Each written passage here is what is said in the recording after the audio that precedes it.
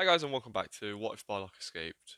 And just to give you a quick idea of what's happening, this is just an idea of what happens with all the Saiyans and how they adapt to Earth. Now, last time we saw the battle between the Saiyans and Frieza, with the group getting portrayed by Paragus, who started to beat into Vegeta before they can stop by Tarbell, with the older Saiyan then running off after a threat from Broly, which is when the true battle with Frieza began, with three of the Saiyans there achieving the legendary Super Saiyan form after the loss of Goku and Tora. With all the Saiyans now being on Earth, let's see what happens.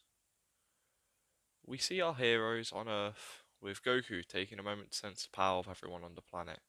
And he grows a massive grin on his face. He welcomes everyone to his home, telling them that they don't have to wait long until the tournament, so they should get some training done, with the others sensing the planet, realizing that there is no one here on their level in the slightest. And this makes them question Goku. However, Goku explains that this would be a great way for them to figure out who is the strongest out of all of them. With most of them liking the idea of this, they all agree to join. It could be some fun. With Goku getting them used to camping out at his small hut, everyone just gets into everyday life as staying up in the mountains with Goku and get used to it pretty fast. The likes of Vegeta and Raditz only really stick around so they can be near Bardock, Tarbell, and Broly to learn more about the Super Saiyan form. With Goku and Tora doing the same, with the group spending quite a lot of their time on the planet training to unlock the Super Saiyan form. And soon, the day of the 23rd Tenkaichi Budokai comes around, and the group head off towards the tournament grounds, with Vegeta and Raditz having changed a bit over this time, with them being slightly better people and more okay with being on Earth. With a large group arriving at the entrance to the tournament, this is where Goku sees some familiar faces, with them being Roshi, Bulma, Launch, Oolong, and Puar, who are all shocked to see Goku with such a large group. Bomb asks who they are, and Goku introduces everyone. With Bulma surprised, she says that she thought Goku's only family was Grandpa Gohan. However, Goku goes on to explain that he is a Saiyan, an alien, and gives the history of his race to the group. With them not all too surprised that Goku is an alien, but it's still pretty shocking. However, they are interested in the group behind Goku, with them starting to learn a few names and introduce themselves to the rest of the Saiyans. With the likes of Roshi taking an interest in the likes of Bardock and Gine, after all, these are the parents of one of his greatest students. He's interested to learn about them. He even holds back his normal urges when seeing Gine, with Bulma taking an interest in the likes of Vegeta after catching a look at the Saiyan, with her heading over to bother him a bit. With Vegeta having been changed a bit by Tarbell and being around Goku, he doesn't get too violent but fights back a little bit with a bit of an argument. Bulma obviously is annoyed but also quite likes this. With the group getting to know one another for a little bit longer, after applying for the tournament itself, Goku asks where Yamcha, Krillin, Tien, Chaozu all are, with Bulma saying how they left to train 3 years ago. Goku hearing this, he is a bit bummed out, however, the arrival of four fighters does grab his attention. Looking over to see his friends from Earth, with him rushing over to see them, obviously excited, and they're excited to see Goku. He asks what they've been up to and how they've been training, with them stopping Goku, asking where he disappeared to a few years ago, with the four having been recruited by Kami once Goku went missing, with Goku running them through what his last few years were like, and explaining how he was training on Namek to fight a tyrant, he went into battle, he died, he went and trained with someone known as King Kai, he learnt a technique or two while he was there, it was all a good time for him. With them shocked to hear this and want to know a bit more, they sign up for the tournament themselves and get introduced to the other Saiyans. Once again, this group is not too surprised to learn that Goku is an alien. After all, the way he acts is just not fully human. With the Earthlings being able to sense that everyone's power is suppressed while talking to them, they are unsure of how much these guys aren't showing off. Right now, everyone is suppressed to an absolute minimum, so it's pretty hard to get a read on where they are. However, before they can even dig too deep, the announcer shouts out for everyone to gather and start for the prelims, with this part going massively different from canon. So let's cover some things, and to save a bit of time, I'm just going to explain that the Saiyans sweep through the tournament, with the other two making it through being Piccolo and Tien. However, Goku still gets engaged to Chi-Chi after she was knocked out at the prelims by Bardock, mistaking him for Goku, confessing her desire to marry him, Bardock explaining that he's not Goku, and Goku introducing himself, and then they got engaged. It was a bit of a mix-up, but it's not Chi-Chi's fault, they do look very similar.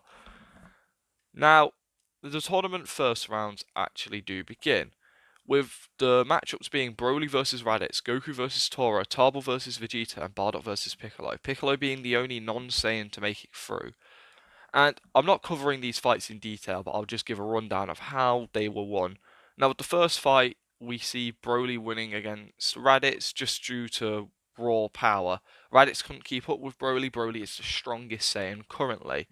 And the group have also decided that there will be no Super Saiyan during this tournament, meaning so only Bardock, Tarble, and Broly can currently use it. Now, the next round is Goku against Tora, and Goku wins pretty well. They had both gone through the same training with King Kai, however, Goku benefited more from it than Tora did. Next up is Tarble against Vegeta, and Tarble pulls ahead of his brother thanks to being stronger than him before Vegeta even started training. Next up is Bardock versus Piccolo, and this is the one fight I'm going to cover with a bit of detail. You see, Bardock knows he can win this with ease, but he decides he wants to learn a bit about Piccolo. This is an Namekian on Earth, so he's a bit confused. So when the match begins, Bardock lets Piccolo have his first few attacks, and then starts speaking to the Namekian in Namekian. With Piccolo speaking back without even realizing, Bardock gives Piccolo a bit of a rundown of what he is, saying he's not a demon, in fact he's something called a Namekian. He's more like a slug than anything, with this putting Piccolo into a bit of a spiral. Bardock starts to learn about Piccolo, what his goals are, with Bardock hearing how Piccolo wants to beat up Goku and take over the world. Bardock smiles, says, "If you want to take over the world, I hope you have the power to deal with me." With Bardock showing off his true power, stunning not only Piccolo, but also the humans who can sense energy. Kami on the lookout is also shocked. With the crowd, who haven't got any fighting capabilities, being blown back massively, the only ones left standing are the humans and Piccolo, who only just managed to catch themselves. With Bardock walking up to Piccolo and pushing him out of the ring, "And just so you know, my son is stronger than me." With Piccolo having not fully registered what has happened, he sits there for a while completely stunned before realizing he has been knocked out of the arena. With him about to shout back at Bardock angrily, Bardock says something.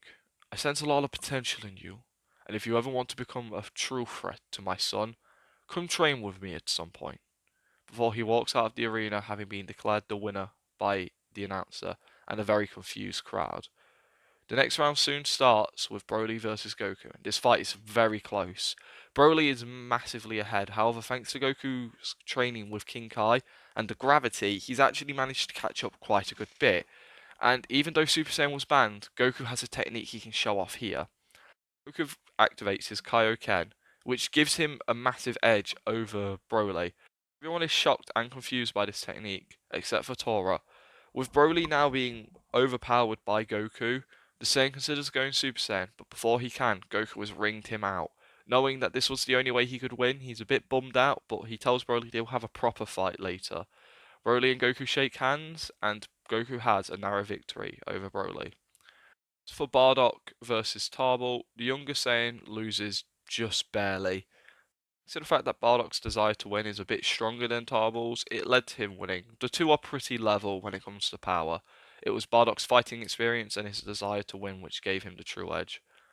Leading to the finals, where it's Bardock versus Goku, father versus son, and the duo get very excited and begin to fight. Like I said, the group agreed there'll be no Super Saiyan, so it's just a fight of who's got more base power, with Bardock even telling Goku to not even use the Kaioken during this fight, otherwise he would use the Super Saiyan form. Goku laughs and agrees, and the two start fighting, going all out against one another. Once again, a large amount of the crowd are blown back, and even some of the Earthlings this time are struggling to stay in the crowd. The only ones really able to stick around are Tien and Piccolo, while the others are having to put up a lot of fight to watch this fight. With Goku's training with King Kai giving him a massive boost, he soon overpowers his father and soon wins the match. but the pair fought and smiled through the entire thing, with this making the tournament winner Goku like canon. With the group hanging out shortly after this, with the Z fighters getting to know more about these Saiyans, they're so incredibly strong, and even wanting to train with them. However, the likes of Chi-Chi wanting to get married, pushing Goku to go a bit faster, the pair decide that they'll head off and get married now, with Goku saying this to his family and Gine getting excited. She starts talking to Chi-Chi, with Gine having never been to a wedding, she clearly wants to go. With the likes of Chi-Chi, Goku, Bardock, Gine, Broly, Tora, and Raditz all getting ready to leave. Raditz has gotten slightly close with his brother recently, and also is very close with Bardock and wants to learn Super Saiyan from him. Bardock tells Vegeta and Tarbell to come along, and they'll go to the wedding and get back to training together. However, Vegeta says how he'll be heading off to train and he's taking Tarbell with him. The small Saiyan's a bit shocked and he laughs, but he agrees. He enjoys the time he spends with his brother.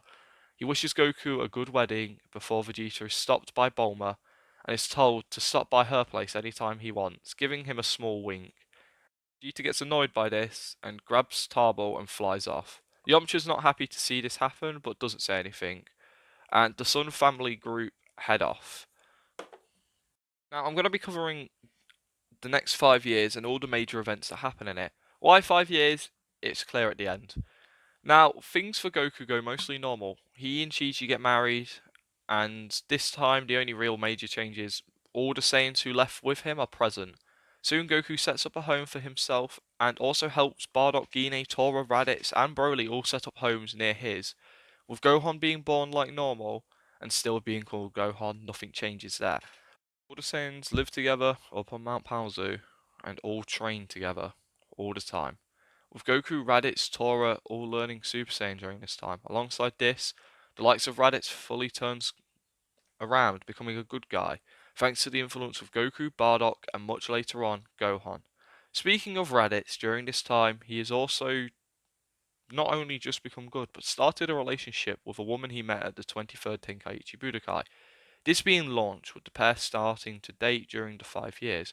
I know this is one of the more generic ones to do, but I have a lot of Saiyans, and not all of them are getting together with people, but I feel like Raditz is just an easy one to do. He's a good looking guy, give him some credit. Gohan is something I want to talk about as well. As he gets older, he would become very close with his grandpa Bardock, who he loves and genuinely enjoys being around, meaning that he would want to try and be a bit more Saiyan-like, and he would convince his mother to let him train. At first, Chi-Chi's against it, but thanks to some talking to from Gine, with the pair having become close over this time, they eventually agree to let Gohan start training, meaning that we have a Gohan who likes training in this timeline. And there's one person who I need to talk about as well, one person who is present during this time, and that is the likes of Piccolo. After thinking Bardock's request over for a month, he eventually joined the group in training, and Bardock saw his potential and wants to hone it very well. He has trained with Namekians all of his life recently, so he wants to continue that trend. And slowly he begins to try and help Piccolo catch up with them. It doesn't ever happen during these 5 years, but he's slowly making ground. And once Gohan starts training, he goes through his character arc once again. Gohan is once again the major influencer here. However, all the Saiyans accountable here would probably have some sort of influence as well. By the end, Piccolo isn't as strong as the Saiyans, but is massively ahead of his canon counterpart. Alongside this, he is probably around the same strength as Gohan, with the two having developed the sort of similar relationship as in canon. However, Gohan's main master is Bardock. Now, with this bit done, over with Vegeta and Tarbell. When they first started training in the Wasteland for the first few months, it didn't take long for Vegeta to soon achieve the Super Saiyan form. With this being Vegeta's goal he had in mind, he is happy, and this mellows him out a good deal. However, the two Saiyans don't stop training. Tarbell kind of likes it now, and he understands that Vegeta won't let him slack off at the moment. With the pair spending some more time training out in the Wasteland, eventually the pair's clothes are completely, utterly destroyed. With them knowing that they need to get a new set, they think how they can do that with no money and no idea of where the hell they are. First, they consider going back to Kakarot's house to get some clothes off him, but Vegeta remembers the stupid clothes he wears and decides against it. Tarbell then remembers all the stories Goku had told him of Bulma and how she's incredibly smart, knowing it to be the girl who flirted with his brother, and figures out that she could probably make them some new Saiyan armor. With Vegeta thinking this might not be a terrible idea, they start traveling the world, trying to figure out where she lives. And one day they do stumble across Capsule Corp, meeting Bulma once again, with the woman happy to fix the pair's clothes and also give them a place to stay, with Tarbell happy to not be sleeping out in the wilderness anymore, and Vegeta being a bit rejecting of it. However, when Bulma offers to make Vegeta a gravity room like normal, he accepts it happily, with her and Vegeta also hitting it off like normal. Small side note, Trunks is born much, much earlier than canon. He's born 3 years into the time skip. Unfortunately for my main man Tarbell, he's on his own currently. I know it's sad, and all of the Tarbell's fans, all four of us, are upset by this, but I'm hopefully might be able to do something. I don't know. Soon, 5 years pass, and everyone meets up at Kami House. With this part going kind of normal, however, the exception is that pretty much all the Saiyans go along, hearing that they're all going to be going.